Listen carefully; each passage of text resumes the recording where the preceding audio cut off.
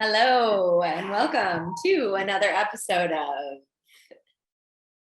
The Weekly Winedown. Cheers. So today, yes, cheers. Today we are drinking a Sonoma wine. I'm sure if you guys haven't noticed, we love our Sonoma wines, but it is a Chalk Hill. It's a red blend and it's absolutely delicious. We chilled it a little bit before too, so it's perfect.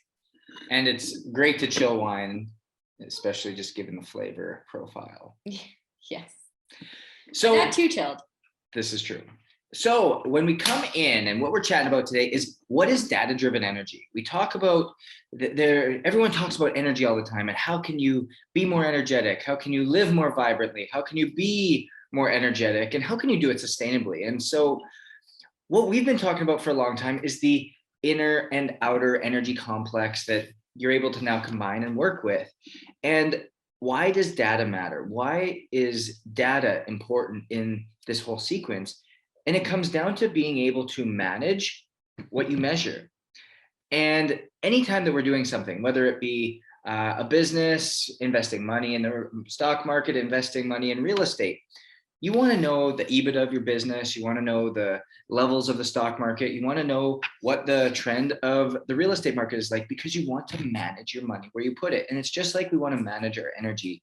And that is where data is truly important. So to give you a specific example of something I've recently been measuring myself to help be able to manage it better is when it comes to my recoveries. So when we did my DNA test, one of the things that came out of it, you're going to have to help me in terms of the science of it, but what did we learn about my recovery?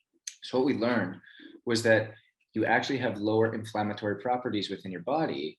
And so if you're comparing people, because again, we always go back to, you want to work off your individualized aspects, but for you have a higher level of inflammatory properties in terms of any type of physical output. So if I was to do a bike ride and Elise was to do a bike ride, my muscles would not have the same inflammatory processes happen as Elise's would. So I theoretically would not need as much recovery as she would. So to translate, I was getting sore a lot and I didn't really know why. So as I started to... And it was affecting how I could show up the next day and ultimately my HRV. There it is. So as I started to correlate my recovery and my changes in my recovery habits, my HRV actually started to increase. Some things I did was I stretch and foam roll for at least 10 minutes after every workout now. I added in a full yoga day where I would do no other fitness routine other than just a yoga day or stretching for 30 to 40 minutes.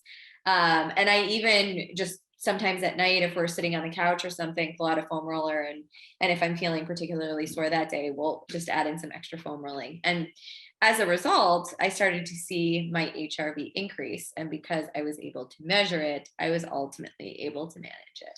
And how did your soreness level feel?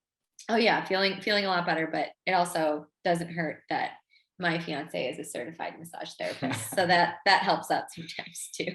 And so, but here's what it comes back to, is that everything that we're talking about, it's the habits in which you start enacting. So Elise started picking up certain habits that started benefiting her in a greater way, and ultimately to drive energy. And so when you have data to drive energy, it's going to give you the things that matter for you and the things that matter for you at a given time. And so when you measure, you can manage and you can own it. Cheers to you. Cheers to you. Go own it.